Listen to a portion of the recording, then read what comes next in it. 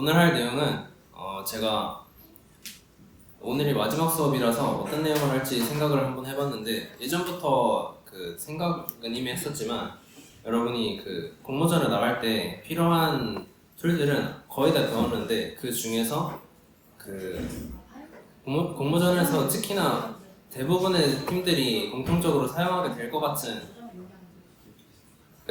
대부분의 팀들이 무조건적으로 사용하게 될 것 같은, 대부분의 팀들에서 겹칠 것 같은 형상은 한 두 가지 정도가 있을 것 같아서, 걔네들이랑, 그리고 제가 좀 최근에 배운 기술인데, 최근에 배운 애니메이션 만드는 것까지 총 3가지에 대해서 수업을 해보려고 합니다.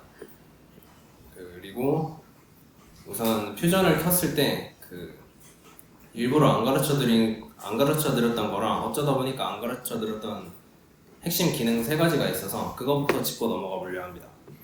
일단 퓨전에 들어갔을 때 그 모델링 하는 화면을 보면은 하얀색인데, 이 하얀색 화면이 밤에 모델링을 보통 하면은 시간을 좀 오래 잡아먹기 마련인데, 보통 밤에 새벽에까지 작업을 하는 경우가 많은데, 그럴 때 아무래도 이렇게 하얀 화면보다는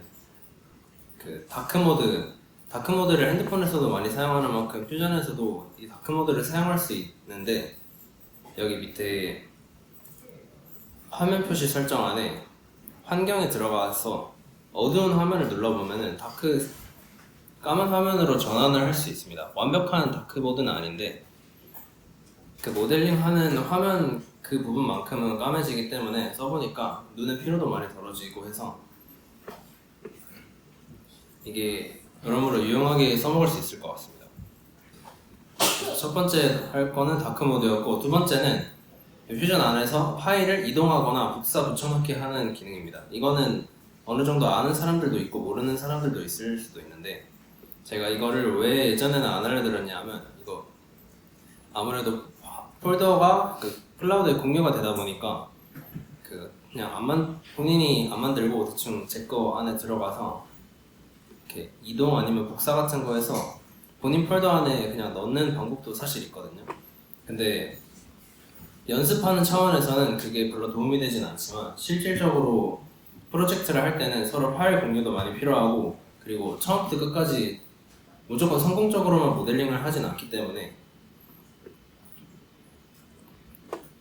그래서 복사 붙여넣기를 보통 언제 쓰냐면, 처음 써보는 기능 같은 도전적인 모델링 기법을 사용하게 될 때, 그럴 때 이 복붙을 이용하게 사용할 수 있고, 그리고 두 번째 경우는 모델링 중간에 시범적으로 접합을 시험해보고 싶을 때 유용적으로 사용할 수 있다고 적혀 있는데, 이게 뭔 소리냐면, 이런 예전에 만들었던 자동차에다가 바퀴를 만약에 다른 파일에서 만들어서 집어넣고 싶을 때, 그럴 때 혹시나 바퀴가 들어갔는데 그걸 지우고 막 하다 보면은 오류 같은 게 뜨는 거를 경험적으로 오류가 많이 뜬다는 사실을 알 수가 있는데, 그럴 때 복사 키를 눌러서 같은 파일 안에 똑같은 이름으로 똑같은 파일을 복사해서 붙여 넣으면은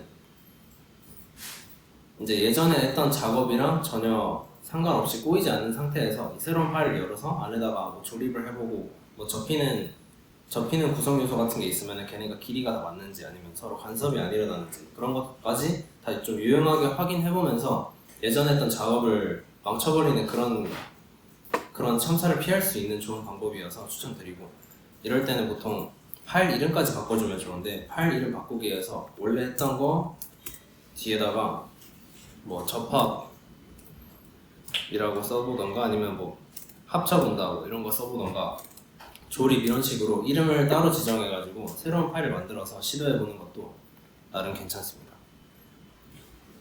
그리고 세 번째 경우는 약간 비슷한데, 팀원들끼리 파일 하나에서 다 만들지 않고, 아무리 클라우드여도 각자 파일을 열고 작업하는 게 편하기 때문에, 한 명은 이거, 한 명은 이거, 한 명은 이거 만들 때 서로 규격이 다 맞는지 확인을 종종 중간중간에 해봐야 되기 때문에, 그럴 때 합쳐볼 때도 다른 사람이 만들고 있는 파일을 조져놓을 수는 없기 때문에 똑같은 걸 하나 복사해서 거기다가 한번 해보고 맞으면은 지워버리고, 아니면은 거기 안에서 수정을 좀 새로 해보고, 그런 식으로 작업을 하는 게 아무래도 전반적인 효율을 높이는 데 많이 도움이 됩니다.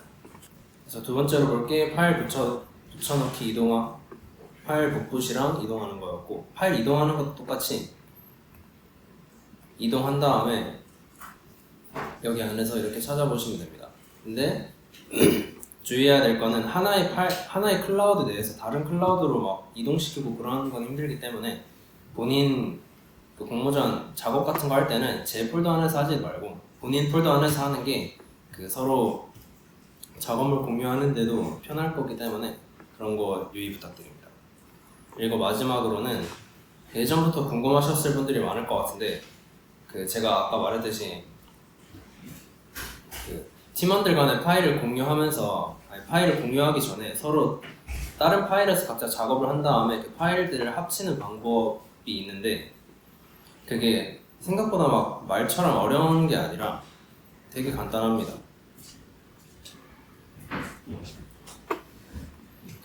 예를 들어서 어떤 한 명이 이 자동차 그 본체를 작업을 했다 치고 다른 사람들이 뭐 바퀴를 따로 만들어서 여기다가 따로 그 나중에 합치고 싶다 할 때 보통 그 주가 되는 파일을 이렇게 화면에다가 열어놓고 그 다음에 여기 옆에 그 합치고 싶은 파일을 합치고 싶은 파일을 이렇게 열어둔 다음에 그냥 파일 합치듯이 이렇게 사진 갖다 붙이듯이 이렇게 드래그 하면은 구성 요소 뭐 1, 2 이렇게 이러는 거 별로 상관이 없는데 확인 누르시면 이런 식으로 다른 파일에서 만들었던 형상임에도 불구하고 다른 사람의 파일에다가 합치는 게 가능함을 확인할 수 있습니다. 그래서 여기서 이렇게 위치 같은 것도 옮기면서 제 위치에 맞게 있는지 확인도 할 수 있고 아무 위치에다가 임의로 놔둔 다음에 접합 기능 사용해서 맞는 위치에다가 놔둘 수 있고 아까 말했던 그 새로운 파일을 열어가지고 이렇게 막 합쳐보는 시도를 해보는 게 좋은 게 지금 보시면 알겠지만 그 자동차에 비해 바퀴가 확연히 너무 큰 거를 확인할 수 있는데 이런 경우에는 작업을 다시 해야 되기 때문에 근데 이거를 작업이 다 끝나가는 제출 이틀 전에 알면 안 되기 때문에 미리미리 합쳐보는 그런 그 시행착오를 미리미리 겪어봐야 되기 때문에 아까 같은 기능들을 소개해드렸습니다. 그래서 퓨전의 기능 아직 안 알려드렸는데 좀 유용할 것 같은 기능 3가지는 이렇게 있고 오늘 할 첫 번째 예제는 방금 보여드렸는데 자동차 휠이랑 그 타이어를 만들어 볼 겁니다. 자동차 휠이랑 타이어를 만들기 전에는 이 구조에 대해서 좀 이해가 필요한데 흔히 평소에 만져봤거나 아니면 형상 자체가 익숙한 바퀴의 경우에는 보통 자동차보다는 자전거 바퀴를 질 수가 있는데 자동차랑 다르게 자전거는 구조가 매우 단순해가지고 그 중간에 있는 축이 그 본체의 무게를 양쪽으로 지탱한다고 볼 수 있는데 지금 자동차 휠의 경우에는 여기 이 안쪽 사진을 보시면 잘 알겠지만 여기 밖에 있는 이 휠의 이 림 부분이 양쪽으로 대칭적으로 있는 게 아닙니다. 그리고 힘도 바퀴의 무게중심 완전 가운데서 받는 것도 아닙니다. 보시면은 여기 당연히 타이 안에는 공기가 들어있겠지만 그 밑에 안에 들어있는 휠을 잘 보시면은 그 자동차의 무게를 받쳐주는 부분이 생각보다 그 자동차 본체 이쪽 말고 그 바깥쪽으로 좀 치우쳐져 있는 것을 확인할 수 있습니다. 그리고 그 내부도 뭐 브레이크 패드라든지 이것저것 부품들이 많이 들어가야 되기 때문에 좀 많이 비어있는 모습을 확인할 수 있습니다. 그래서 거기까지를 생각하고 스케치를 들어가면 일단 스케치를 시작할 때는 그 인터넷 검색을 통해서 본인이 만들고 싶은 바퀴의 그 지름이랑 가로폭 정도는 미리 조사한 다음에 하시는 게 좋습니다.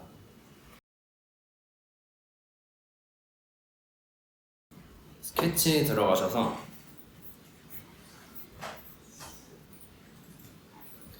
보통 바퀴는 한 2평면이나 2평면을 흔히 사용하는 게 좋기 때문에 둘 중에 아무거나 하나 골라서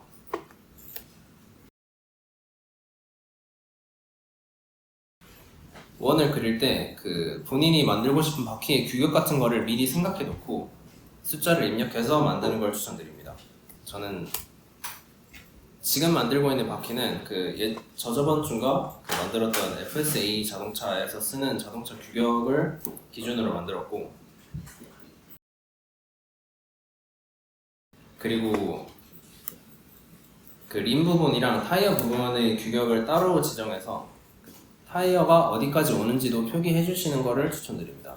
왜 그러냐면 타이어가 어디까지 와야 되는지 신경 안 쓰고 림만 신경 쓰고 만들다 보면은 생각보다 바퀴가 너무 커지는 현상을 종종 목격할 수 있는데, 이런 거를 사전에 방지하고자 이렇게 점선으로 타이어가 여기까지만 왔으면 좋겠다, 그래야 차 본체랑 간섭이 없겠다 정도를 미리 지정해 주시는 걸 추천드립니다. 이렇게 한 다음에 이렇게 하면은 옆에서 봤을 때 두 가지 지름을 지정할 수 있는데, 자동차의 넓이까지는 어떻게 지정하냐 하면 스케치를 3차원적으로 이용해서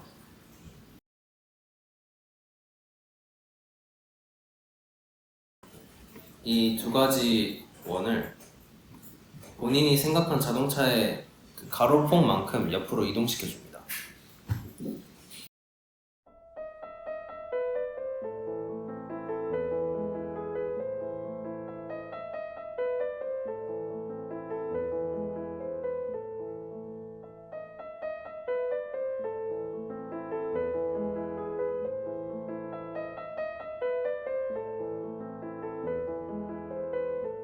여기서 보통 제가 사용하는 방식은 이 두 원과 원 사이를 실선으로 연결을 해준 다음에 그 실선을 복사 붙여넣기를 하면서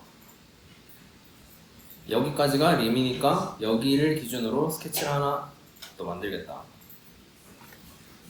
그리고 여기까지가 타이어니까 타이어는 여기까지 만들겠다, 이런 기준선 같은 걸 미리 지정을 하고, 그 다음에 이렇게 여기 직사각형이랑 여기 직사각형이 눈에 보이니까 얘네를 평면으로 포함하고 있는 그런 평면을 이용해서 그 다음 스케치를 보통 진행하는 편입니다. 그래서 이렇게까지 한 다음에 이 스케치로 들어가면은 이렇게 아까 만들었던 기준선들이 이렇게 보입니다.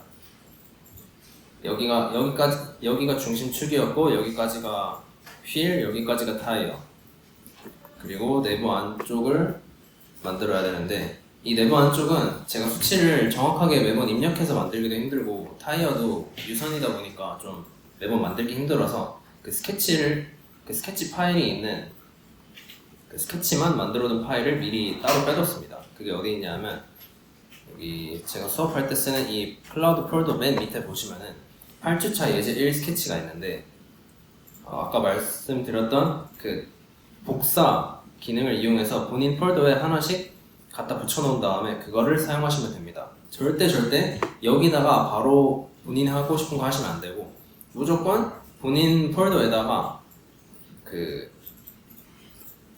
붙여넣기를 해서 본인만의 폴더를 만든 다음에 그 뒤에다가 그 이름도 본인 거라고 확인할 수 있게 그 뒤에 파일 이름도 좀 바꿔주시면 좋겠습니다.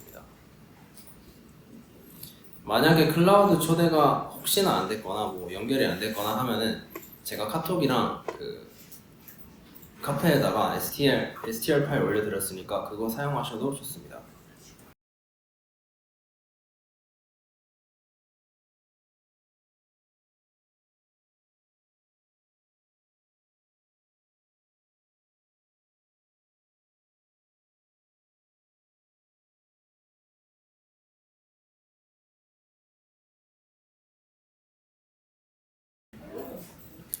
본인 폴더 안에 아까 제가 말씀드렸던 스케치 파일 복사해서 옮겨주신 다음에 거기서 마저 진행하겠습니다.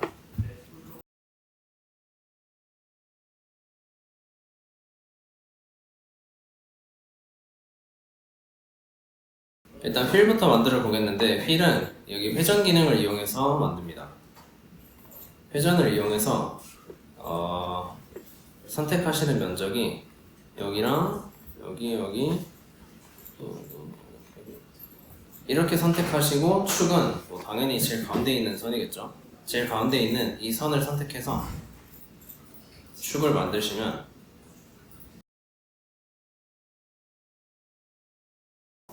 대략적으로 이런 모양이 됩니다.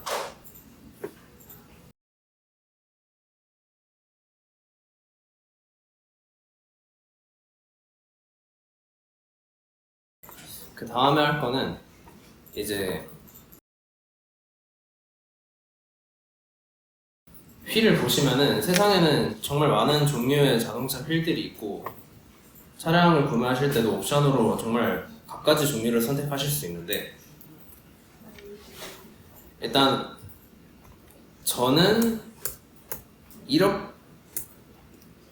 이렇게 생긴 그 옆면 모습 이렇게 생긴 휠을 저는 만들어 볼 때 사용하긴 했는데 각자 만들고 싶은 휠이 있으시다면 그걸 인터넷을 보고 선택해 주신 다음에 제가 그 보여드리는 방법을 응용해서 만들어 보시면 되겠습니다. 자, 이쪽 평면 아무거나 그냥 이쪽에 평행인 평면 아무거나 선택해 주신 다음에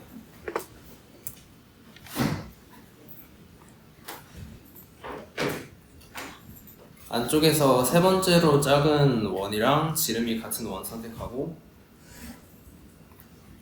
바깥쪽에서 세 번째로 제일 큰 원 선택해 주신 다음에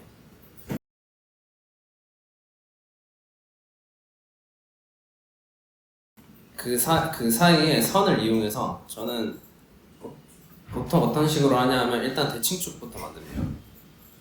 Y축이랑 똑같은 위치에 있는 대칭축을 하나 만들어 준 다음에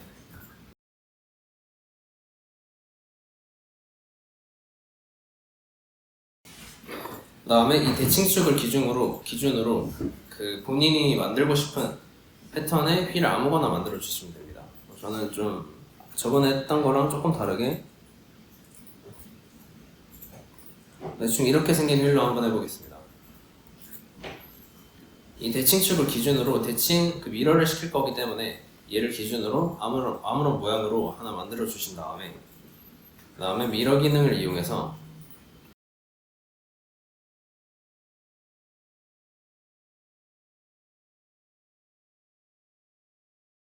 만들었던 대칭축에 대칭인 선을 하나 만들어 줍니다.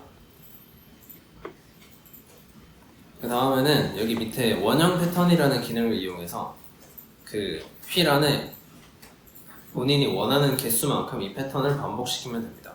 원형 패턴으로 들어가서 중심선을 아까의 원점을 선택하거나 중심선을 선택할 때는 방법이 두 개인데 그냥 진짜 점을 선택하거나 그 점을 그 중심점으로 갖고 있는 원 아무거나 선택하셔도 상관없습니다.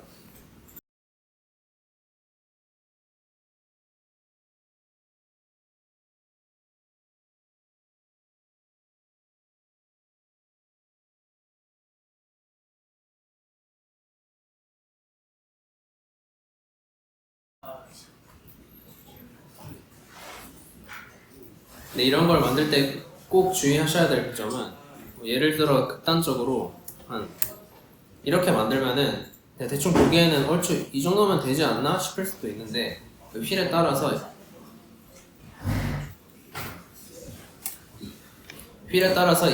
이 안쪽에 있는 원이랑 그 패턴이 닿는 부분이 서로 겹쳐도 되는지 안 되는지 차이가 발생하기 때문에 그런 거 잘 유의해서 본인이 만들고 싶은지 잘 보고 개수를 이렇게 지정해 주시면 됩니다.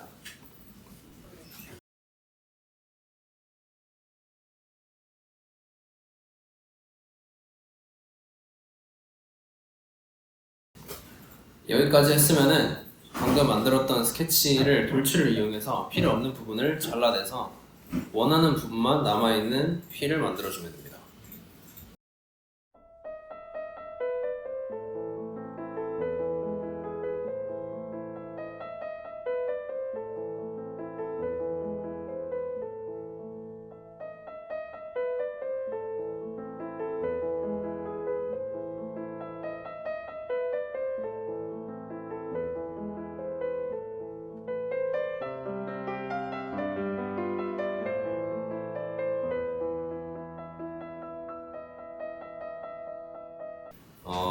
이번에는 아까 만들었던 회전이랑 똑같은 방식으로 타이어를 만들 건데 혹시나 아마 그럴 일은 없겠지만 타이어랑 이 휠이 하나의 본체로 합쳐질 수도 있기 때문에 아까 만들었던 이 휠 본체는 꺼주신 다음에 그 다음에 타이어를 만들겠습니다. 이 유선형 모양을 선택해 주시면 됩니다. 여기 안에 있는 이 공간은 절대 선택해 주시면 안 되고 여기 밖에 있는 이 부분만 선택해 주시면 됩니다.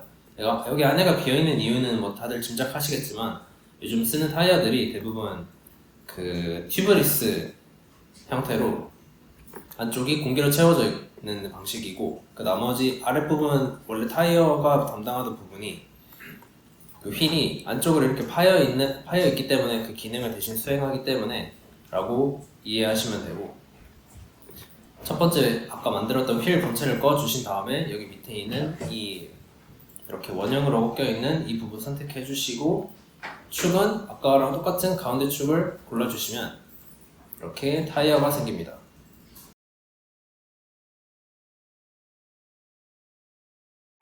만약에 아까 만들었던 휠 본체를 한번 켜봤는데 뭔가 위치가 좀 이상하다 싶으면은 아마 높은 확률로 이 회전을 할 때 중심축을 둘 중 하나 만들 때 잘못 골랐을 확률이 높습니다. 그래서 그렇게 중심축 제대로 했는지 확인해 주시면 되고 튜브는 뭐 만드는 게 뭐 크게 어려운 건 없으니까 빠르게 넘어간 다음에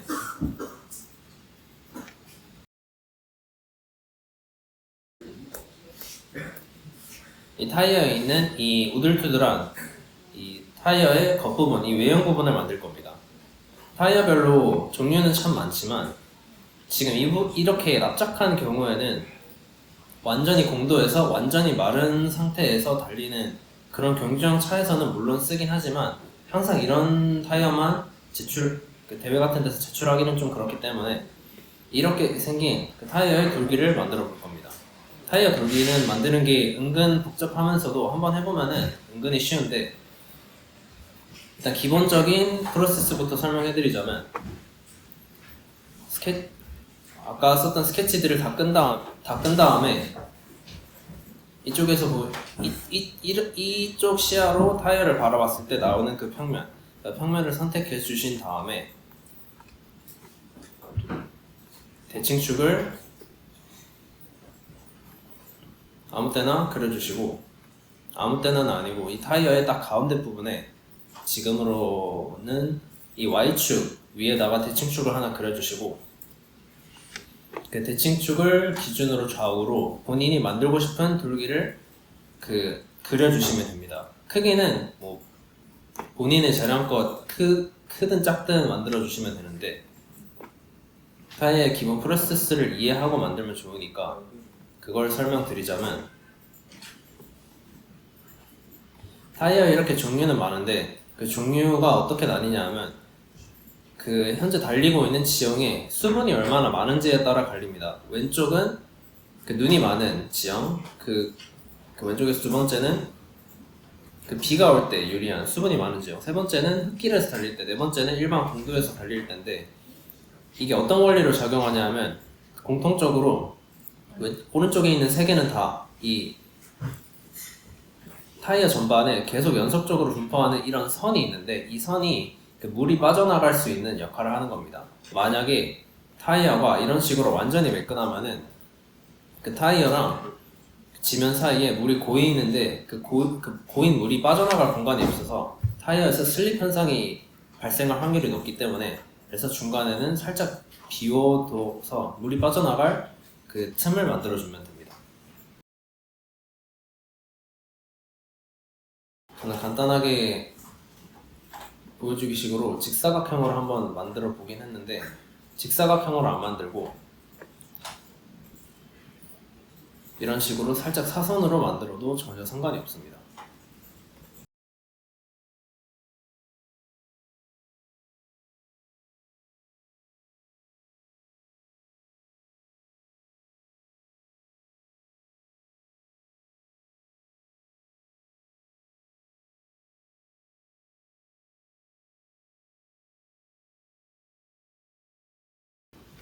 이렇게 만들고 싶은 돌기를 이렇게 만들었으면은 이 대칭축을 기준으로 미러를 해서 양쪽이 똑같은 균형 잡힌 형태로 만들어 주시면 됩니다.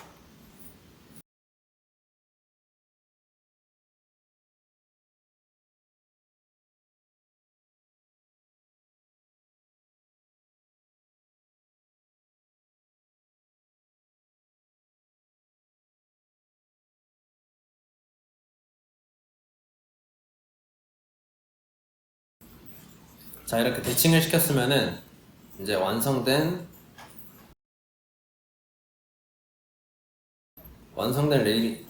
돌기 형태가 생겼는데, 이 상태로 그대로 사용할 수는 없고 이걸 이동을 시켜야 됩니다. 돌출을 이용해서 타이어 표면에다가 합쳐줄 예정인데, 지금 보시면은 그 스케치가 Z, Y 평면에 완전히 붙어있는 상태이기 때문에 이거를 한 여기쯤, 타이어의 표면쯤에다가 이동을 시켜줘야 되는데, 자, 실수로 이동이라 했는데 이동이 아니라 복사 붙여넣기를 해줄 겁니다. 드래그를 이용해서 아까 만들었던 이 패턴을 이렇게 선택을 해주신 다음에 4번 작성을 눌러서 얼추 한 이쯤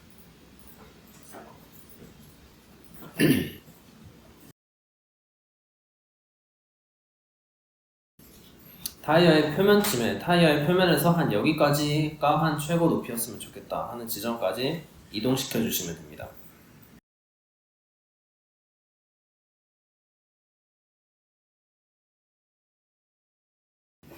이동시킨 다음에 원래 있던 이 패턴들은 점선으로 바꿔서 헷갈리지 않게 미리 조치를 시켜주고, 점선으로 바꾼 다음에 스케치를 마무리합니다. 스케치를 마무리한 다음에 아까 만들었던 그 패턴을 전부 선택해서 돌출로 이 타이어에다가 접합을 바로 하진 않을 거지만, 약간 이런 식으로 일부분만 다 했고 일부분은 막 떠있는 이런 상태를 방지하기 위해서 확실하게 안쪽까지 겹칠 수 있도록 이렇게 넉넉하게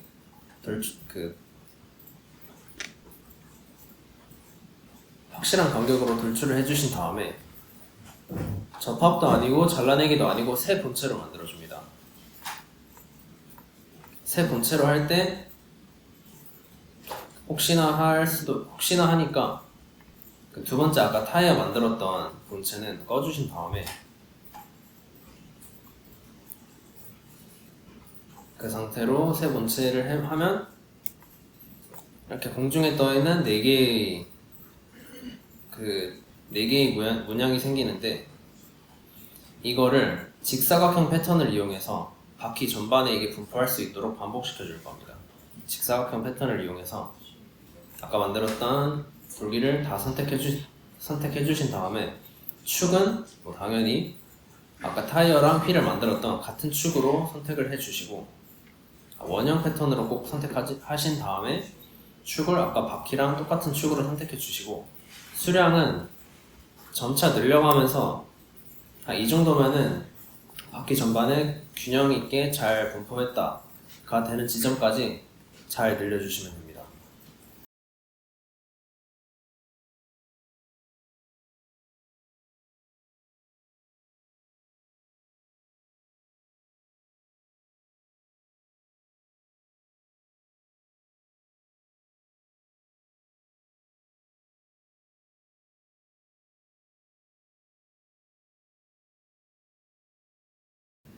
자, 여기까지 했으면은 이렇게 수많은 형태들이 반복되면서 얼추 바퀴의 모양까지 도달은 하긴 했지만, 아까 만들었던 타이어랑 동시에 켜보면은 앞에서 봤을 때 타이어의 모양이라고 하기에는 조금 너무 각진, 특히 여기 끝부분이 직사각형으로 너무 각지게 떨어진 모습도 볼 수 있고, 그리고 타이어 안쪽을 보면은 원래 안에는 공기로 채워져서 매끈해야 되는데 그렇지 못하다는 점이 있기 때문에 이 부분을 모두 잘라내줘서 표면 가공이라고 해야 되나? 그런 작업을 한번 해줄 겁니다. 아까 맨 마지막으로 만들었던 스케치를 들어가서 아니다. 만들었던 스케치가 아니라 새로운 스케치를 만들 건데 아까 돌기를 만들었던 같은 평면상에 있는 새로운 스케치로 들어가서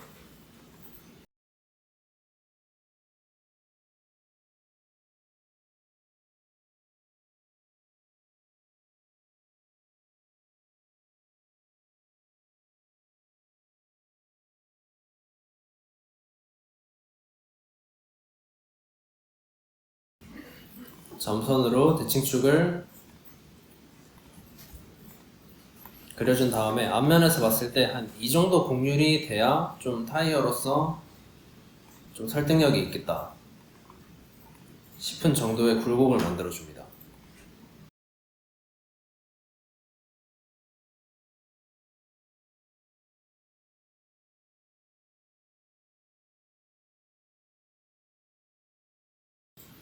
이 굴곡을 아까 미리 만들어뒀던 대칭축을 이용해서 미러를 시켜준 다음에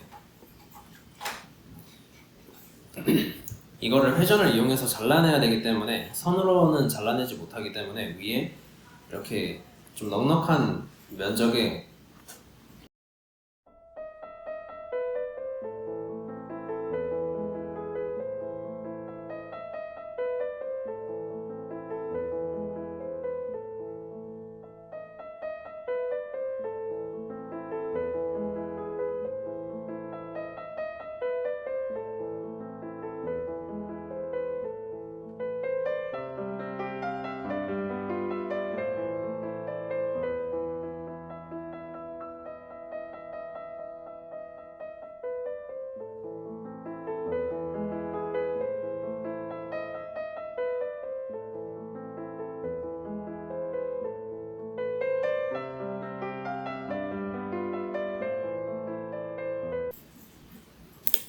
이 윗부분에 타이어에 필요 없는 부분을 잘라낼 수 있도록 이렇게 넉넉한 면적을 만들어 주시면 됩니다.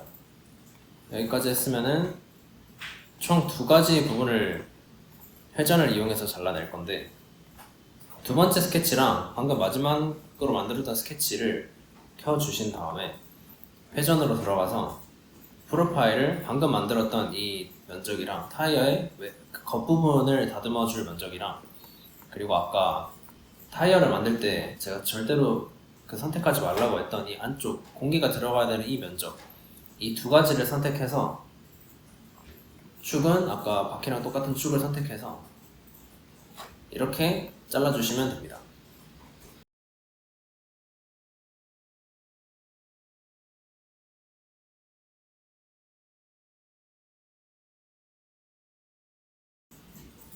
자, 이렇게 잘라주시면은 앞에서 봤을 때도 뭐 얼추 바퀴로서 어느 정도 설득력이 있는 굴곡이 생기긴 했는데 지금 마음에 안 드는 게 이렇게 좀 뭔가 애매한 알약 모양 같은 형태들이 생겼는데 만약에 이런 게 생겼다면 이걸 어떻게 보완하냐 하면 마지막으로 만들었던 스케치로 들어가서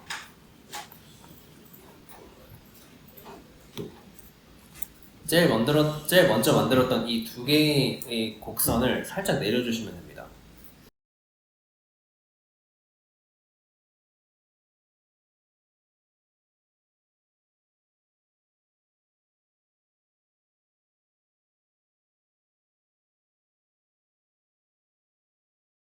이렇게 하면은 아까 했던 그 회전이 수정했던 스케치에 맞게 자동으로 수정되면서 이렇게 마음에 안 들던 알약 모양, 동그란 이상한 모양들이 좀 없어지게 됩니다.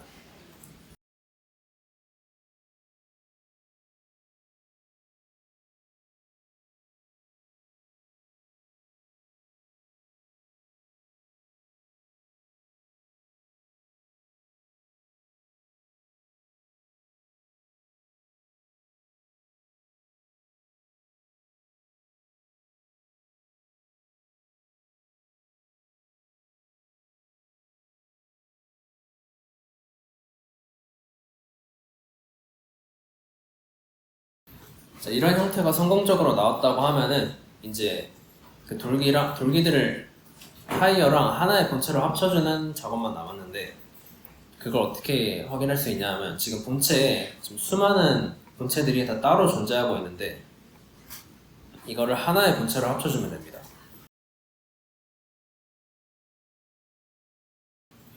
지금 맨 위에 있는 이 본체 휠만 꺼주신 상태로 나머지 본체들을 다 가시성을 켜주신 다음에 여기 수정 밑에 결합이라는 기능이 있는데 결합으로 들어가기 전에 화면상에 있는 모든 본체들을 드래그를 해서 다 선택해 주신 다음에 그 다음에 결합으로 들어가서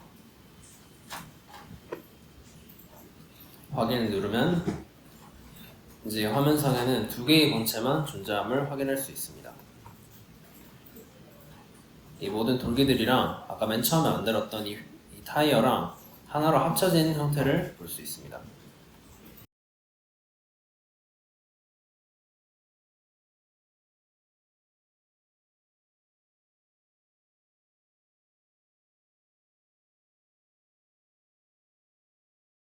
마지막으로 가운데 있는 타이어는 금속이지만 밖에 있는 이 고무는 금속이 아니기 때문에 색상에 들어가서 본인이 원하는 재료, 저는 고무로 할 테지만 이렇게 고무로 색깔을 변경해 주시면 더더욱 설득력 있는 타이어의 모습으로 바꿀 수 있습니다. 이제 두 번째 예제로 넘어가겠습니다. 두 번째 예제는 제가 스케치를 따로 만들진 않았기 때문에 첫 번째보다는 오래 걸릴 것 같아서 빠르게 한번 진행해 보겠습니다. 일단 첫 번째 예제는 바퀴였는데 바퀴는 뭐 공모전에서 당연히 많이 쓸 것 같아서 아마 이거를 반복 숙달해 보시면 유용하게 쓰실 것 같은데 두 번째 선풍기를 왜 준비했냐 하면 선풍기 안에 들어있는 이 프로펠러가 만들기가 은근히 좀 시행착오가 많이 필요한데 프로펠러의 경우에도 그 대회에서 뭐 비행기를 만들다든지 뭐 수중 장비 잠수함 아니면 비행기 프로펠러 이런 걸 만들 때도 다 응용이 될 수 있기 때문에 준비를 해봤고요. 그리고 두 번째로는 여기 뒤에 구멍이 좀 많이 뚫려 있는 이런 형상이 뭐 라디에이터라던가 아니면은 실제 뭐 그냥 프로펠러를 감싸고 있는 케이지 정도를 만들 때도 굉장히 많이 응용될 수 있고 브레이크 패드 만들 때도 그 구멍을 뚫는 그런 형상을 만들 때 잘 사용될 수 있기 때문에 준비해봤습니다. 아까 타이어 옆부분 그 무늬를 만드는 거랑 똑같은 방식을 사용해서 만들어 볼 건데 선풍기 구조를 잘 보시면은 일단 앞에 그 프로펠러를 넣고 뺄 수 있는 이 앞에 있는 가드가 하나 있고 안에 프로펠러가 있고 그 다음에 크게는 여기 뒤에 있는 이 본체가 일체형으로 있는 걸 볼 수 있습니다. 그렇기 때문에 본체도 총 3개를 만들 겁니다. 이 사진은 쿠팡에서 다 들고 왔고 스케치를 시작하면 그 밑면 스케치만 제외하고 아무거나 선택해서 시작해 주시면 됩니다. 원의 지름을 저는 100mm점으로 잡았고 100mm로 안 하셔도 됩니다. 100mm점으로 잡았고 이거 사진을 보시면은 이렇게 안쪽으로도 몇 미리 정도 구조물이 있고 바깥쪽으로도 그 조립해야 되기 때문에 몇 미리가 있기 때문에 안쪽으로 또 원을 하나 그리고 바깥쪽으로도 원을 하나 그려서 이 100mm 원을 기준으로 안쪽으로 3mm 그리고 바깥쪽으로 3mm 정도 여유 공간을 둔 상태로 만들 겁니다.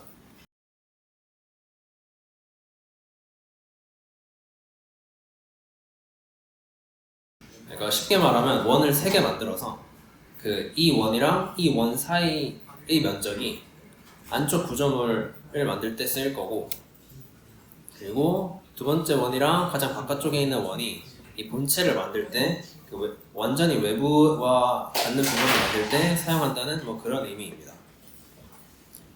그 다음에 여기 앞에 보시면은 그 모터가 돌아가는 이 가운데 부분은 어느 정도 면적, 이 원형 면적을 가지고 있는 걸 볼 수 있는데 그거는 뭐 그것 또한 본인의 재량으로 만들면 되겠지만 저는 한 30mm로 만들겠습니다.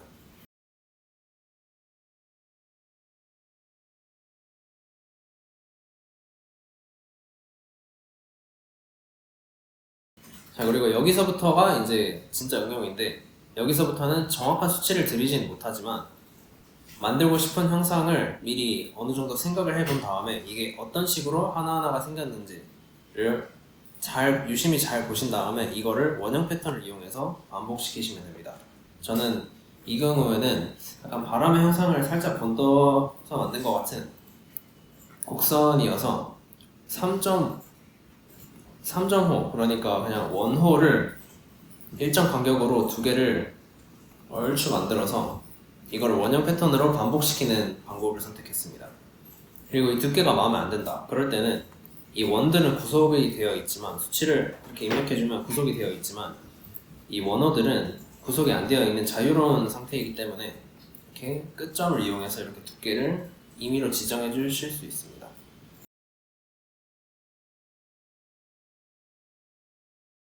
이런 곡선을 만들 때는 뭐 스플라인을 사용해도 되고 원호를 사용해도 되는데, 저는 스플라인은 뭔가 좀 너무 자기 개성이 뚜렷한 그런 반면에 3.5는 어느 정도 규칙성을 만들기 좀 유용한 것 같아서 보통 이런 걸 사용하고, 만약에 이것조차도 구속을 하고 싶다 그럴 때는 이게 원호이기 때문에 원의 일부인 만큼 중심점이 여기 있다는 걸 확인할 수 있는데,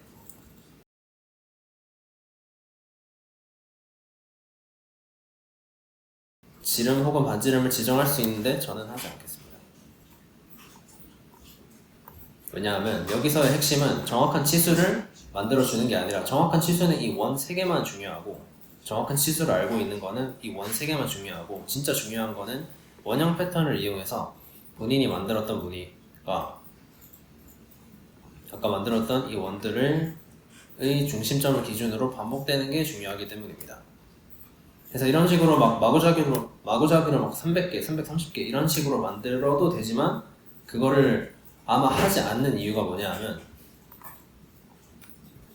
보시면은 여기 안쪽에 있는 원은 바깥쪽에 있는 원과 다르게 개수가 많아지면 많아질수록 점점 겹치는 면적이 생기는 걸 확인할 수 있는데, 아무래도 그거는 그 설계를 하는 입장에서 면이 겹치면서 발생할 수 있는 불이익이 저는 있다고 생각하기 때문에, 적당히 이 사진 자료랑 최대한 비슷한 간격을 두는 상태로 개수를 지정하도록 하겠습니다. 여기까지가 첫 번째 스케치 마무리입니다. 첫 번째 스케치는 여기까지였고, 돌출을 이용해서 앞에 있는 커버를 아주 간단하게 만들어 볼 수 있습니다. 돌출할 때는 근데 제가 방금 자연스럽게 드래그를 해버렸는데, 가끔 가다 보면은 이거 돌출할 때 이 면적이랑 막 이거 하나 선택해야 된다고 막 순수 하나하나 선택하는 것도 뭐 틀린 방법은 아니지만, 저는 아무래도 효율성을 좀 높이 사기 때문에 보통 할 때는 돌출로 들어가기 전에 원하는 면적을 이렇게 드래그로 한 번을 선택해서 제외하고 싶은 면적만 따로 좀 빼는 편입니다. 이게 상황에 따라 조금 다르긴 한데, 지금 같은 경우에는 선택하고 싶은 면적이 빼도 되는 면적보다 더 좁기 때문에 선택하는데 좀 아무래도 불이익이 생기기 때문에, 저는 그냥 넓은 필요 없는 면적을 선택해서 돌출하는 방식으로 했습니다. 두께도 본인이 생각했을 때 이 정도면 뭐 괜찮겠다 한 두께를 주시면 이렇게 선풍기의 얼굴 부분이 생깁니다. 자, 두 번째 스케치는 그 얼굴 바로 뒤에 있는 그 본체 중에서 날개를 감싸고 있는 본체 부분을 만들어 줄 건데, 이 부분은 돌출이 아니라 그 회전을 이용해서 만들 겁니다. 어떤 순서로 만들 거냐 하면, 선풍기를 보시면은 이렇게 어느 정도 약간 테이퍼가 있는, 못따기 처리가 되어 있는 원기둥에다가 이렇게 구멍을 잘라 놓은 그런 방식인데, 그런 점을 감안해서 일단 통짜로 회전을 이용해서 본체 뒷부분을 만들어준 다음에 그 아까 휠 만들 때처럼 구멍을 뚫어주는 방식으로 할 겁니다. 두 번째 스케치를 아까 만들었던 스케치랑 수직이 되는 이런 옆면에다가 만들어 주시면 됩니다. 아까 만들었던 본체는 잠깐 꺼두시고, 스케치는 원래 키고 하는 게 정석이긴 하지만, 이렇게 원형 패턴을 사용하는 경우에는 이 스케치의 끝이 어디 있는지 좀 점들이 너무 많다 보니까 좀 혼란스럽기 때문에 그렇기 때문에 제가 아까 맨 처음에 그렸던 3개의 원을 길이를 꼭 지정하는 게 중요하다고 한 겁니다. 저는 100을 기준으로 위로 3mm, 아래로 3mm를 했기 때문에 100의 절반인 50mm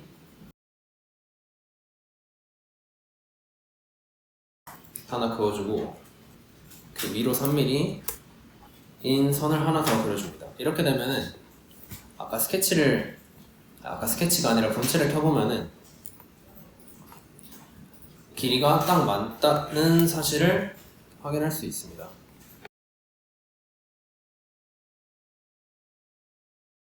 자, 이제 뒤에 있는 형상을 본격적으로 만들기 전에 위아래는 대칭이기 때문에 굳이 밑면을 따로 번거롭게 만들지 않고 가운데, 그러니까 지금의 경우에는 X축에다가 뭐 X축이든 Y축이든 상관없지만 가로로 보이는 이 축과 같은 위치에다가 대칭축을 점선으로 하나 만들어 준 다음에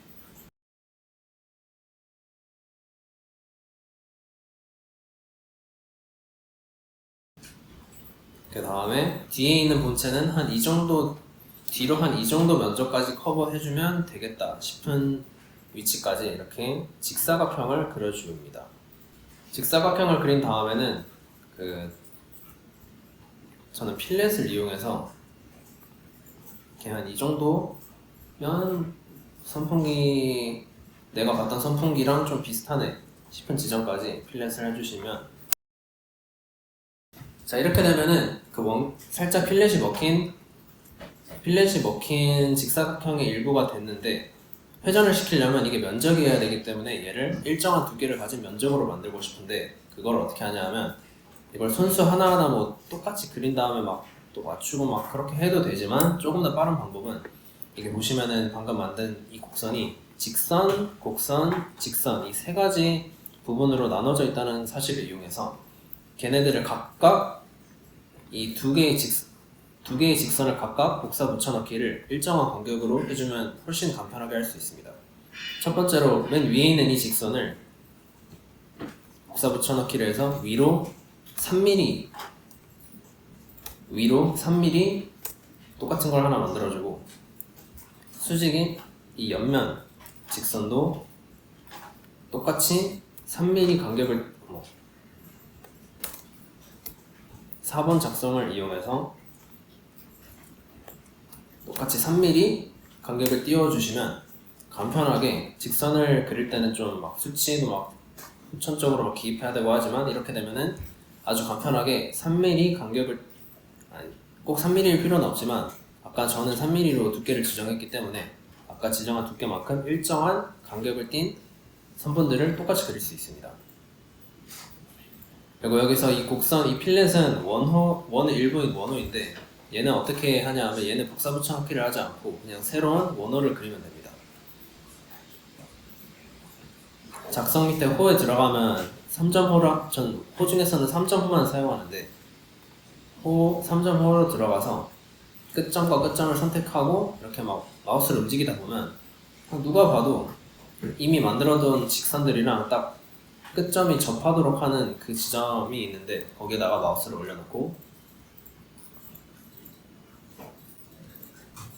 딱 올려주시면 되는데, 만약에 그게 안 됐다 하면은 여기 위에 있는 이 접선 기능을 이용해서 원호랑 직선이 이렇게 딱 매끄럽게 접하도록 수정을 해주시면 됩니다.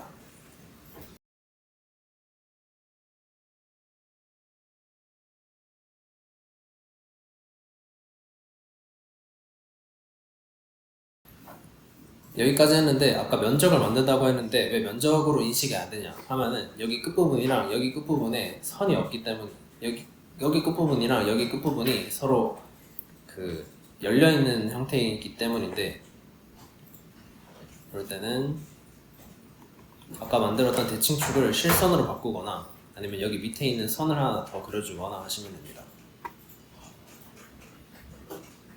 그 다음에 여기 가운데쯤에 모터가 들어갈 자리를, 모터를 실제로 그리진 않겠지만 흉내를 어느 정도 내보면은 이렇게 아무런 직사각형 하나 만들어 주시면 이렇게 모터가 들어갈 자리까지 만들 수 있습니다.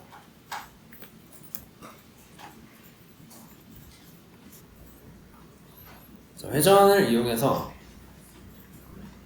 이 두 개의 프로파일을 선택해서 회전을 해주시면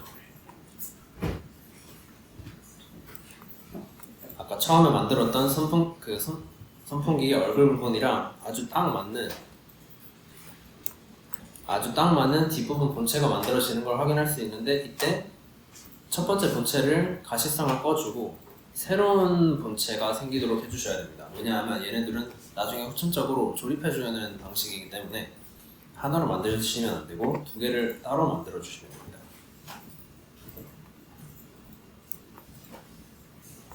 이렇게 하면 이런 시스테와 같은 형태가 생겼는데,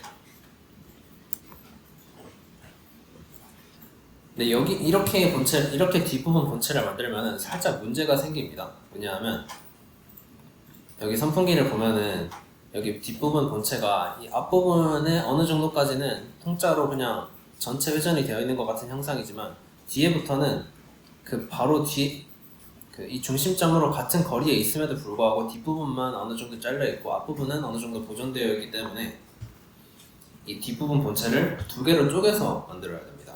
그래서 스케치로 다시 들어가서 한 여기까지만 잘리고 싶다 하는 부분에다가 이렇게 선을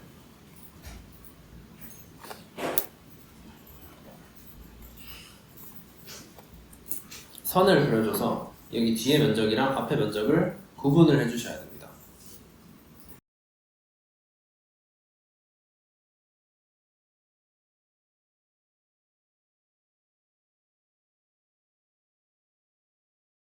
회전으로, 그래서 남은 부분은 새로운 본체로 여기 앞이랑 여기 뒤가 따로 존재하도록 이렇게 만들어야 됩니다.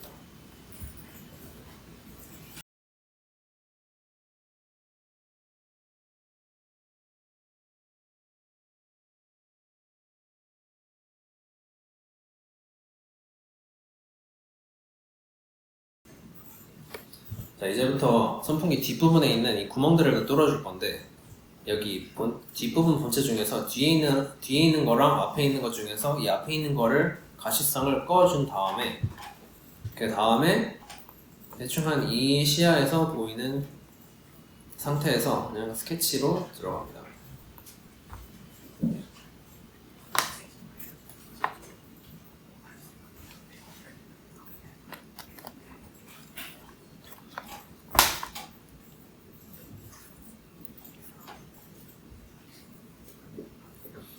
자, 이제 여기서는 아까 자동차 그 휠을 만들 때 어느 정도 느낀 게 있을 거라고 생각하지만, 그 잘리는 패턴을 만들 때 잘리고 싶은 경계선을 원을 이용해서 지정을 딱 해주셔야 됩니다. 안 그러면 면이 안 생긴다는 그런 문제점도 있고,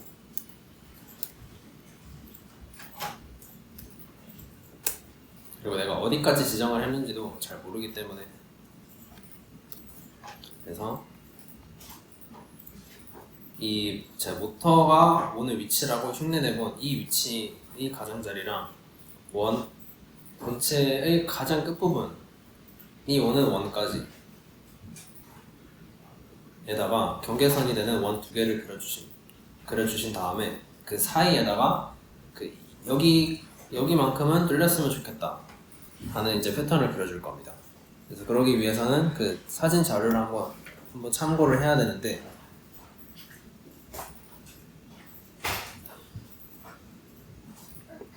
보면은 잘린 부분들은 어느 정도 그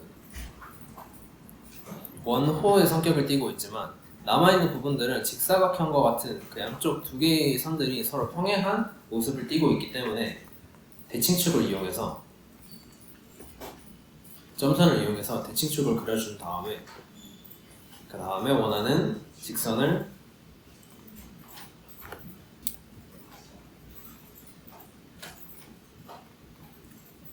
그래서 대칭시킨 다음에 원형 패턴으로 반복을 시켜야 아마 원하는 모양이 나올 겁니다.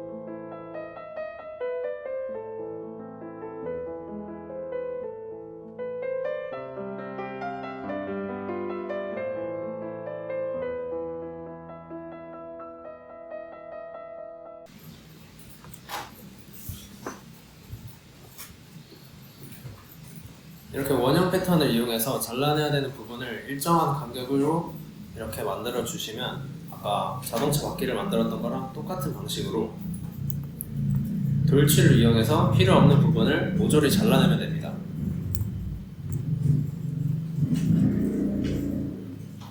이번 경우에는 전체 드래그를 해서 막 필요 없는 부분을 빼내는 것보다 하나하나 선택하는 방식을 이용했는데, 왜 그러냐면 이번에는 선택하고 싶은 부분이 필요 없는 부분보다 더 넓기 때문에 그냥 하나하나 클릭하는 게 낫다 싶어서 그냥 다 선택해버렸습니다.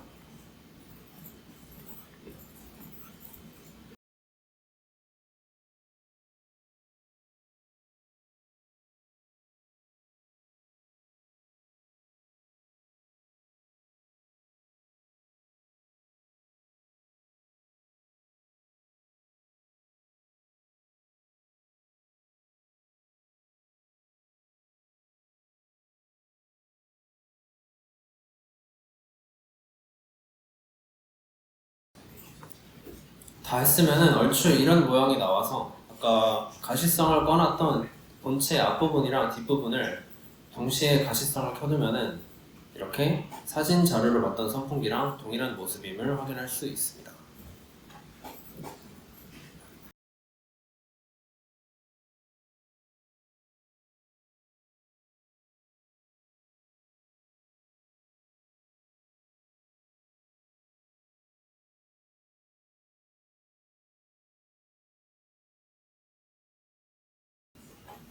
아까 따로 빼놓고 잘라내기 할 때 따로 빼놨던 본체가 있는데 걔네랑 그 뒤에 있는 이 징그럽게 생긴 이 구멍 뚫려 있는 이 구조물이랑 하나의 본체로 합쳐줄 겁니다. 그거는 아까 했던 결합을 똑같이 사용하는 건데, 제가 예전에는 잘 모를 때는 막 돌출 이용해서 막 여기 있는 면 막 이쪽으로 조금 막 옮겨가지고 강제로 막 하나의 본체로 만들고 막 그런 걸 했는데, 그것보다는 좀 프로그램을 사용함에 있어서 안정성 같은 걸 생각해도 전체 드래그하고 결합 들어가서 결합을 이용하는 게 훨씬 안전한 것 같습니다. 결합을 이용하면 여기 얘랑 얘 사이에 있던 이 선도 사라졌고 본체도 하나의 본체로 합쳐졌는 이런 잘 만들어진 상태를 확인할 수 있습니다.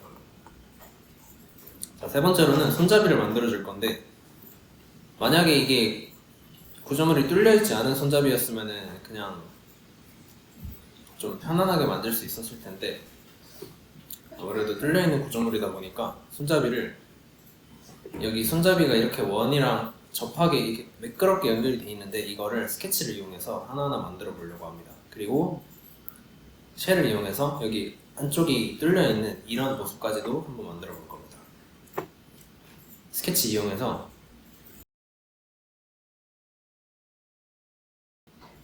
스케치 들어가서 대칭축 만들고, 습관적으로 가운데 있는 대칭축을 점선으로 만들고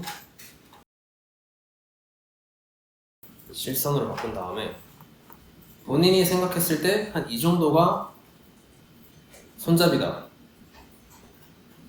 하는 길이만큼 만들어 주는데, 이게 안 접하지 않습니까? 이런 걸 대비해서 원을 아까 만들었던 선풍기 위치랑 똑같은 크기의 원을 만들어 줍니다. 똑같은 크기의 이렇게 원을 만들어 주면은 선을 만들어서 선풍기 본체에 선을 갖다 댔을 때 이렇게 딱 맞는 위치에 접하게 되는 걸 확인할 수 있어서 좀 유용하게 써먹을 수 있습니다. 사진 자료를 보면은 이 손잡이랑 원 사이가 이렇게 매끄럽게 연결되어 있는 거를 확인할 수 있기 때문에 필렛을 이용해도 되고 3.15를 이용해도 되지만, 저는 해보니까 필렛은 안 먹히는 것 같아서 3.5로 만들어 주겠습니다. 그리고 만약에 점이랑 이 원호가 매끄럽게 연결이 안 되는 거나 원이랑 매끄럽게 안 되는 게 마음에 안 든다 하면은 여기 위에 있는 접선을 이용해서 수정을 해주시면 됩니다. 이렇게 손잡이 형태가 잘 나왔으면 미리 만들어 뒀던 대칭축을 이용해서 이렇게 미러를 시켜주면 양쪽이 똑같은 이런 손잡이가 생깁니다. 손잡이 길이가 좀 마음에 안 든다. 그럴 때는 스케치 안에서 이 선을 그냥 아래쪽으로 막 쭉 당겨주고 하면은 나름 간편하게 위치를 능동적으로 조정해줄 수 있습니다.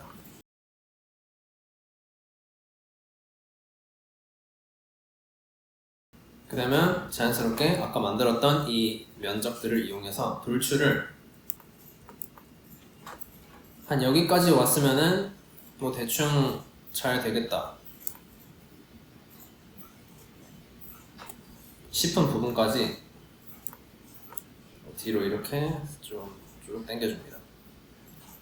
아마 제일 적절한 부분이 여기 보시면은 여기까지가 직선이고 여기부터 좀 곡선으로 꺾이는 부분이 보이는데, 곡선으로 꺾이는 부분이 오기 전까지를 손잡이를 하는 거를 아마 추천드립니다. 잘라내기도 아니고 접합도 아니고 저는 새 본체를 이용해서 우선적으로 손잡이 안쪽이 뚫려있다는 점을 표현을 해준 다음에 그 다음에 결합을 이용해서 하나의 본체로 만들어줄 생각입니다.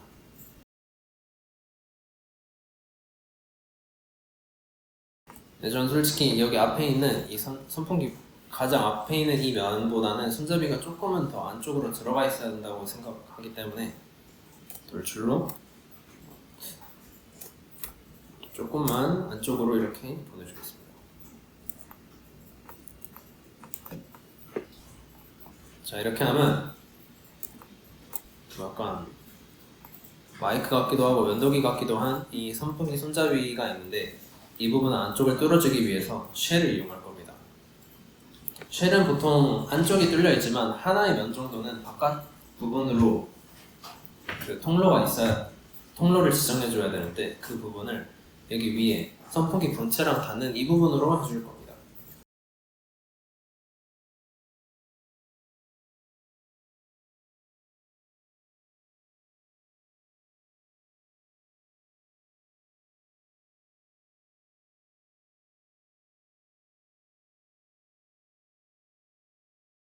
얼추 손잡이 같은 모양이 생겼는데, 아무래도 이 옆에 있는 이 선들이 완전히 직각으로 떨어지지는 않기 때문에, 사진 자료를 봐도 직각으로 떨어지진 않기 때문에 여기 있는 필렛을 이용해서 이 선들을 좀 더 매끄럽게, 좀 더 부드럽게 만들어 주겠습니다.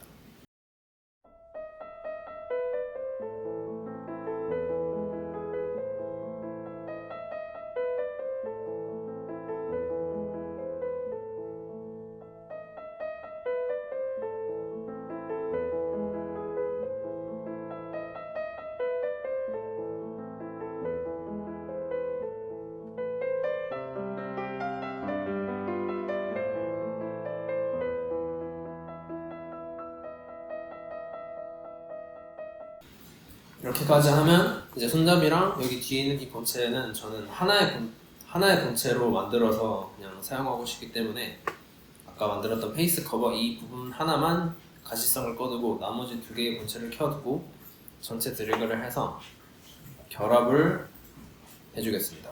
그러면 하나는 페이스 커버, 하나는 나머지 본체로 두 개의 본체로 이제 나눠진 상태가 됩니다. 자, 여기까지 다 하셨으면 이제 방금까지 사용했던 스케치들이랑 본체들의 가시성을 다 꺼주고 아예 그 아무것도 안 보이는 상태에서 스케치로 들어가서 프로펠러를 만들어 줄 겁니다. 프로펠러를 만드는 게 좀 난이도가 높기 때문에 여기서부터는 설명을 잘 들어주시면 좋겠습니다. 프로펠러의 종류에는 제가 보기에는 크게 세 가지가 있는데, 그 세 가지가 어떻게 구분되냐 하면 그 프로펠러 각 날개의 면적, 그리고 그 각각의 날개가 얼마나 각도가 꺾여 있는지에 따라 차이가 발생하는데, 그 여러 가지 프로펠러의 종류를 대충 보면은 크게는 비행기 좀 큰 무게를 수송해야 되는 비행기, 두 번째는 큰 무게를 좀 점성이 높은 물 속에서 운반해야 되는 그 선박이나 그 잠수함에 들어가는 프로펠러, 그리고 마지막으로는 그 좀 가벼운 무게를 고속으로 이동시키는 드론 프로펠러 그 세 가지 종류 정도로 크게 나눌 수 있다고 생각하는데, 아까 말씀드렸던 대로 그 세 개의 차이는 그 프로펠러 각 날개의 면적이랑 비틀려져 있는 각도 정도로 볼 수 있고, 각각 특징을 보자면은 비행기 수송기에 있는 프로펠러가 좀 각도가 많이 꺾여져 있는 반면 항력을 줄여야 되는 거라고 생각하긴 하는데, 그것 때문에 날개의 개수는 좀 많은데 비해 각도는 많이 꺾여 있고, 그리고 각 날개가 면적이 좀 얇습니다. 반면에 그 배나 그 잠수함에 들어가는 프로펠러는 보통 날개가 따로 없기 때문에 단 하나의 프로펠러로 그 무게를 운반해야 되는 동시에 그 공기보다 물의 점성이 훨씬 높기 때문에 그 전달할 수 있는 힘, 그리고 그런 전달할 수 있는 힘이 하나의 프로펠러에서 많이 나올 수 있게 할 수 있어서 그 프로펠러의 각도는 한 중간쯤으로 꽤 많이 꺾여 있는데, 프로펠러의 면적이 좀 많이 넓다는 게 특징입니다. 그리고 마지막으로 드론의 프로펠러는 실제로 보시면 날개가 굉장히 조금만 꺾여 있는데, 그에 반해 그 아주 고속으로 이동해야 되기 때문에 프로펠러의 면적도 얇다는 특징이 있습니다. 지금 만들 선풍기의 프로펠러는 선풍기마다 제가 보기에는 기종마다 좀 달라서 어떻다고 특정 지을 수는 없지만, 이번에는 이렇게 사진 자료에 나와 있는 이 프로펠러를 똑같이 흉내 내볼 생각입니다.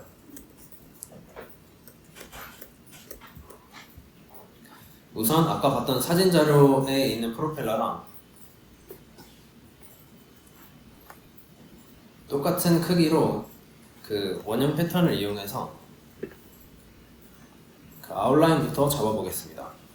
아까 만들었던 본체 중에서 가장 첫 번째로 만들었던 본체 페이스 커버의 면적보다는 프로펠러의 그 가장 큰 지름이 조금은 작아야 되기 때문에 그걸 참고해서 가장 바깥지는 그려주고, 그리고 모터보다는 그 가장 안쪽 부분은 조금 더 넓어야 되기 때문에 안쪽 면적 잡아주고,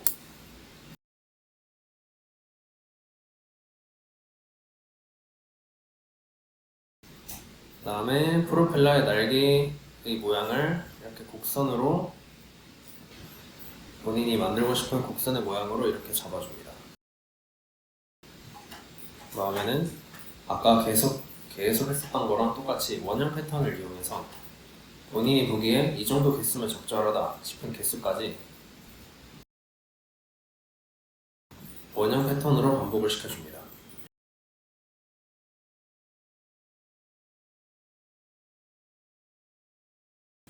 이렇게 프로펠러의 형상을 만드는 그 아웃라인을 만드는 데 끝났으면 조금 의외일 수도 있지만, 이 프로펠러의 면적보다 넉넉하게 훨씬 큰 직사각형 아니면 원을 만들어 주셔야 됩니다. 이 원의 목적은 그 프로펠러를 어떻게 만드는지랑 조금 관련이 있는데, 이따가 설명드리고, 그리고 원이나 큰 직사각형을 그리기 전에 하나 제가 깜빡하고 설명 안 드린 게 있는데, 저희는 이 세로 방향 아니면 이 가로 방향 중 하나를 선택해도 되지만, 이번 경우에는 이 세로 방향을 기준으로 하나의 프로펠러를 일단 먼저 이렇게 돌출시킨 다음에 그 다음에 그거를 반복시키는, 아까 타이어 돌기를 만들 때 사용했던 그 방식이랑 똑같이 하나의 날개를 이렇게 만들고 그 다음에 반복시키는 방식으로 할 겁니다. 근데 이렇게 돌출시킬 건데, 지금 프로펠러의 모양이 만약에 하나 만들고 싶은 날개가 뭔가 이 위치에 딱 이렇게 돌출시키기에는 좀 위치가 애매하다 싶으면은 그 전체 큰 면적을 만들기 전에 이렇게 M을 눌러서 이렇게 좀 적절한 위치로 이동시켜 주는 걸 추천드립니다.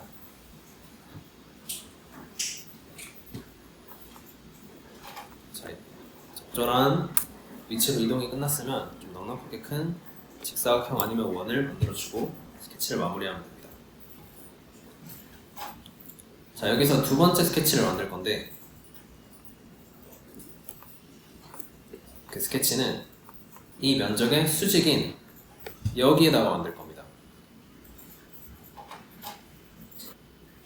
자, 여기서 원점을 중심으로 하는 직사각형을 만들 건데, 이 직사각형을 돌출시켜서 프로펠러를 만든다는 점을 가정해서 그 아까 만들었던 스케치에 있는 프로펠러를 날개보다는 그 넓이는 훨씬 넉넉하게 넓게, 그리고 두께는 본인이 생각했을 때 이 정도가 프로펠러 두께로 좀 적절하겠다 싶은 두께로 직사각형을 만들어줍니다.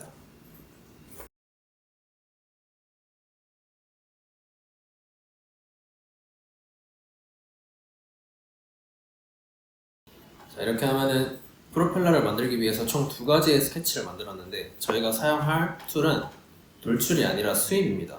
돌출이랑 수입의 가장 큰 차이점은, 돌출은 하나의 면적을 선택하고 그의 수직인 방향으로 이렇게 잘라내기 아니면 새로 만들기 이런 방식밖에 선택을 하지 못하지만, 수입은 어떤 경로를 따라서 만들 수도 있고 경로를 따르지 않고 수직으로 만들더라도 그거를 비틀 수 있다는 특징이 있기 때문에 저희는 돌출과 같은 모양을 만들 거지만 그 동시에 비틀기도 할 겁니다. 그 아까 만들었던 이 프로펠러의 아웃라인이 있는 면적으로 들어가서, 자, 깜빡하고 아까는 안 만들었지만 프로펠러의 경로가 될 수 있는 이런 선을 하나 그어줍니다. 제가 아까 원을 이렇게 이 날개 부분이 맨 처음에 만들고 싶은 이 날개 부분이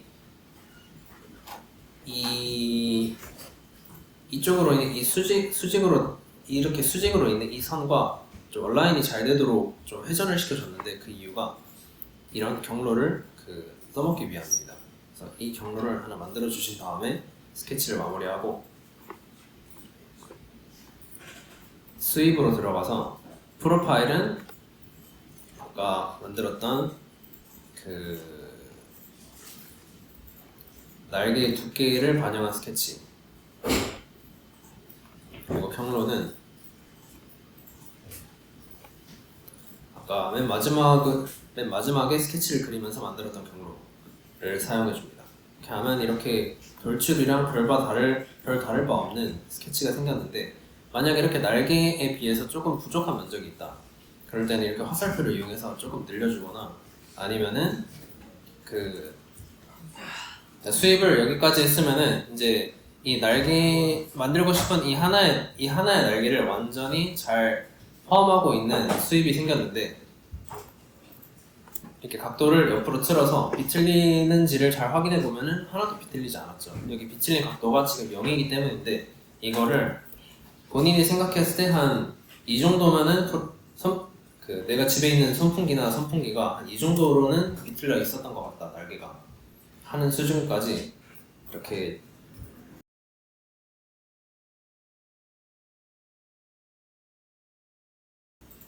하면 옆에서 봤을 때 이렇게 일반적인 돌출이 아니라 이런 얇은 평면이 이렇게 트위스트, 잘 비틀려져 있는 모습을 볼 수 있습니다.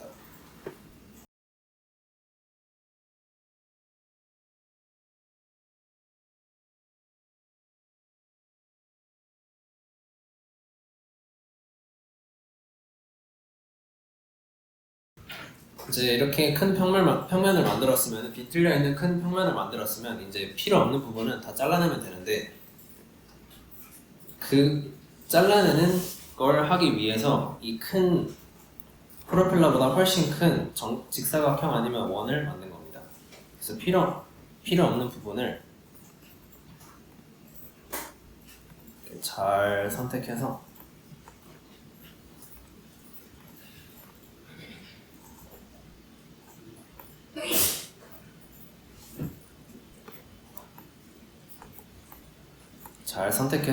잘라주시는데, 이게 비틀리는 게 한쪽 방향으로만 비틀린 게 아니라 이쪽은 뭐 왼쪽, 이쪽은 오른쪽으로 비틀려 있기 때문에 방향을 한쪽 방향이 아니라 대칭으로 이렇게 넉넉하게 이렇게 잘라주시면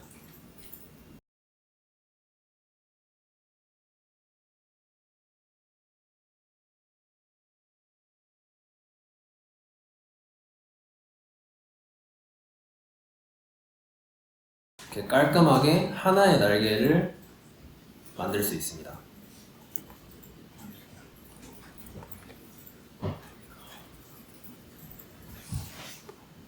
여기서 그 날개 끝으로 갈수록 점점 얇아지는 걸 표현하고 싶다. 그럴 때는 그 테이퍼 각도를 마이너스 몇 도로 이렇게 지정해 주시는 방법도 있습니다. 안 되네.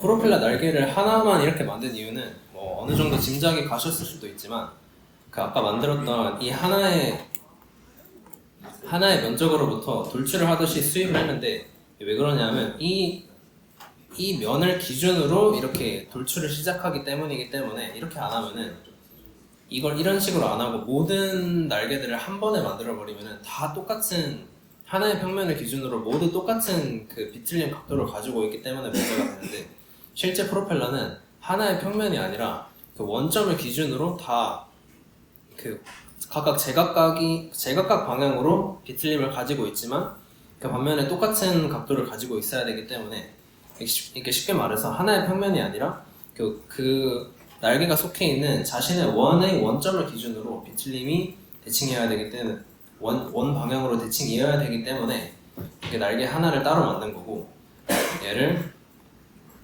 아까 했던 원형 패턴을 이용해서 반복시켜 줄 거예요. 본체의 원형 패턴에 들어가서 날개 하나를 선택하고 축은 제가 일부러 원점으로 만든 이유가 이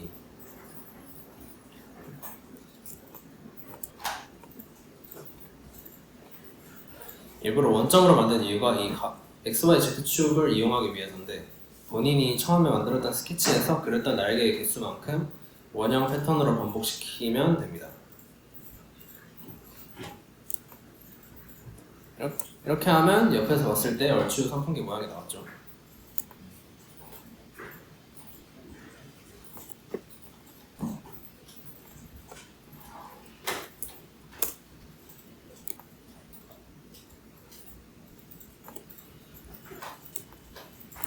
이렇게 한 다음에 아까 만들었던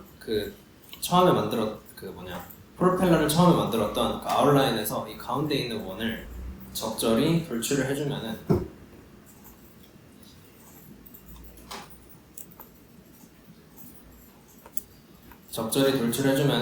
이제 평소에 알던 프로펠러 모양이 생깁니다. 그리고 만약에 그 돌출을 할 때 접합을 잘 먹일 수 있으면은 이렇게 프로펠러 전체가 하나의 본체가 됨을 확인할 수 있습니다. 자, 이런 방식으로 모든 종류의 프로펠러를 만들 수 있습니다. 뭐 드론 프로펠러라든지 아니면 뭐 잠수정에서 쓰는 프로펠러라든지 그 면적을 스케치를 이용해서 알아서 지정하시고 그 비틀린 각도를 계속 더블 클릭해서 들어가서 막 수정해보고 하면서 하는 방식으로 프로펠러를 만들면서 공모전에서 유용하게 써주셨으면 하는 바람입니다.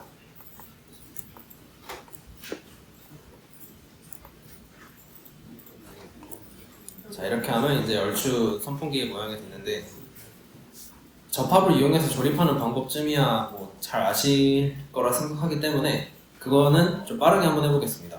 이 세 가지 본체를 다 선택해서 본체에서 구성 요소 작성으로 들어가겠습니다. 이걸 왜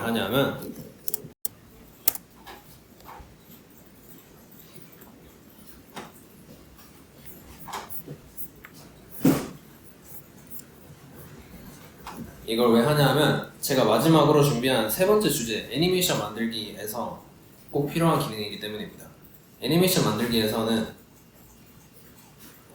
뭐가 어떻게 되는지는 조금만 이따가 설명하고 우선 지금 보면 본체들이 약간 정확한 위치에 있지 않은 걸 확인할 수 있는데 걔네들을 접합을 이용해서 원래 선풍기라면 어떤 위치에 있어야 되는지를 감안해서 그 위치를 잘 옮겨주겠습니다.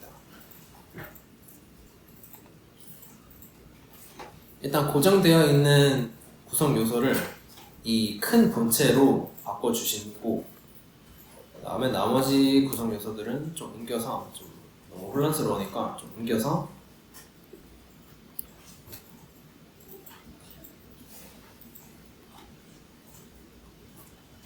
옮겨서 가시성을 확보한 다음에 그 다음에 조립을 해주겠습니다. 일단 뚜껑을 본체에다가 잘 연결해주면은 자 이렇게 되고 뚜껑 안 보이게 한 다음에 프로펠러도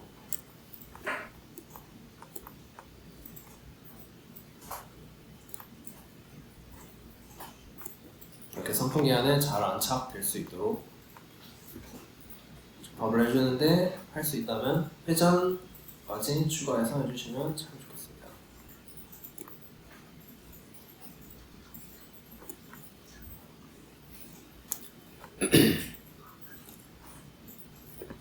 보통 애니메이션 기능을 아직 사용해보신 분들이 없으면은 저도 작년에 그러긴 했는데 이게 어떻게 움직이는지를 표현하고 싶을 때 보통 막 이 접합 기능으로 들어가서 동작 미리 보기, 모션 미리 보기를 해서 이렇게 한 다음에 이걸 보여주거나 이거를 화면 캡처를 해서 영상을 만들거나 하는 모습을 봤는데 저도 작년에 이게 좀 아쉬워서 최근에 애니메이션 기능이 있다는 걸 발견하고 이거에 대해서 공부를 좀 해봤습니다. 지금 선풍기 파일에서 그대로 디자인해서 애니메이션으로 넘어가겠습니다. 이게 처음에 애니메이션을 제가 사용해봤을 때는 화면에 아무것도 안 떠서 이게 왜 그런지에 대해서 정확히 파악이 안 됐었는데 애니메이션에서는 오직 본체가 아닌 구성 요소들만이 화면에 표시됩니다.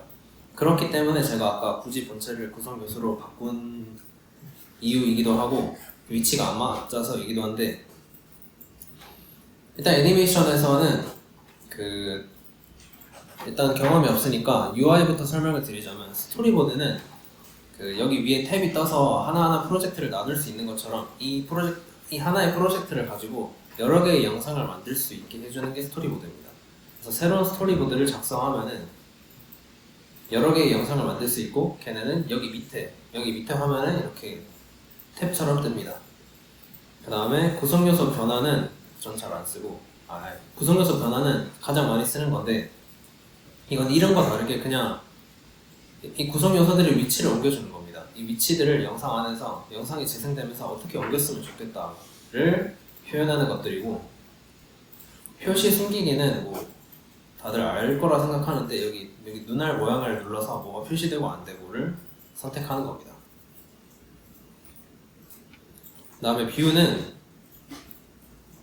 컨트롤 R 이라는 단축키가 있는데 그거 하나만 기억해 주시면 됩니다. 시야와 관련된 건데 컨트롤 R이다. 그래서 본격적으로 애니메이션이 어떤 원리로 구동되는지 설명을 해보자면 일단 순서가 있습니다. 순서가 여기 밑에 시간대가 있는데 이 시간대가 영상 편집 프로그램이랑 거의 똑같은 모양이라고 봐도 무방할 것 같은데 첫 번째는 시간을 지정한다. 내가 선택한 움직임 아니면 구성 요소가 보였다 안 보였다 시야가 어디로 간다 그런 시간을 우선적으로 지정을 합니다. 시간 지정하는 거는 여기 밑에 이게 누가 봐도 시간을 나타내는 그런 표이긴 한데 맨 왼쪽이 0이고 그 다음에 2, 4 이런 식으로 초 단위인데 내가 하나의 어떤 모션을 만들고 싶을 때 그 모션이 몇 초 동안 지속됐으면 좋겠다 2초 동안 2초짜리 모션을 만들고 싶다 하면은 아무것도 하지 말고 일단 애니메이션에 들어가자마자 하는 게 이 시간을 지정해 주는 겁니다. 시간을 나는 이 모션 첫 번째로 하는 모션이 몇 초 동안 지속되었으면 좋겠다. 이런 식으로 시간을 지정해 줍니다. 그 다음에는 시간 지정이 끝났으면 시야를 지정해 줍니다. 지금 여기 안에서 Shift 누르고 이렇게 Shift 누르고 시야를 이동해 보면은 여기 밑에 이 카메라 모양의 아이콘이 뜨는 걸 볼 수 있는데 이게 말하는 것보다 그냥 보여드리는 게 빠르니까 한번 재생을 해보겠습니다. 제가 2초라는 시간 동안 이렇게 시야를 한번 바꿔봤는데 이렇게 2초 동안 2초라는 시간을 두고 원래 있던 시야에서 이쪽 시야로 변하겠다를 입력해주는 겁니다. 근데 만약에 여기서 뭐 3으로 이동시키거나 나는 처음부터 이 시야가 마음에 안 들었다. 그럴 때는 어떻게 하냐면 컨트롤 R을 눌러서 카메라를 일시로 껐다고 생각하면 됩니다. 일시로 꺼서 뭐 이렇게 뭐 살펴볼 게 있다. 이럴 때는 카메라를 꺼놓고 이렇게 봤다가 다시 컨트롤 R을 누르면은 아까 그 위치로 돌아와서 나는 뭐 카메라를 다시 켜겠다. 이런 식으로 이해하시면 됩니다. 그 다음에는 뭐 카메라 이동만 그 시간 동안 카메라 이동만 해도 되지만 이런 식으로 카메라 이동만 해도 되지만 다음 거를 3초 동안 지속한다 치면은 내 다음 카메라 시야는 여기였으면 좋겠다를 먼저 지정하고 뭐 이렇게 지정해주고 그 다음에 움직임을 추가하고 싶으면은 그 여기 위에 있는 구성 요소 변환을 눌러주시면 됩니다. 그래서 일단 시간 지정하고 그 움직임이 얼마나 지속됐으면 좋겠다 라고 지정해주고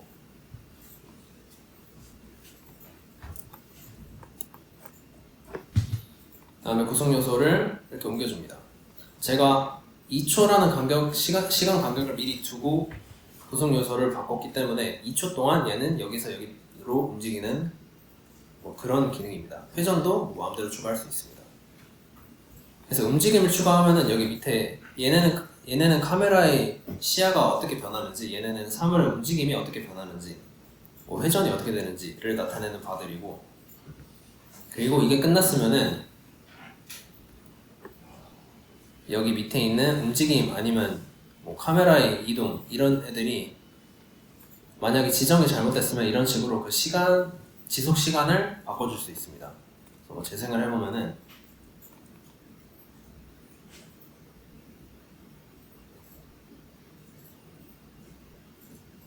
이런 식으로 그 부품들이 분해되는 모습을 통해서 그 이것저것 그 설명하는 영상을 만드는 데 좀 유용하게 써먹을 수 있을 것 같고, 그리고 방금 여기 구간처럼 너무 느렸다 하면은 이렇게 마우스를 이용해서 이렇게 이 움직임 탭을 조금 수정해서 짧게 만들어주는 방식도 있습니다.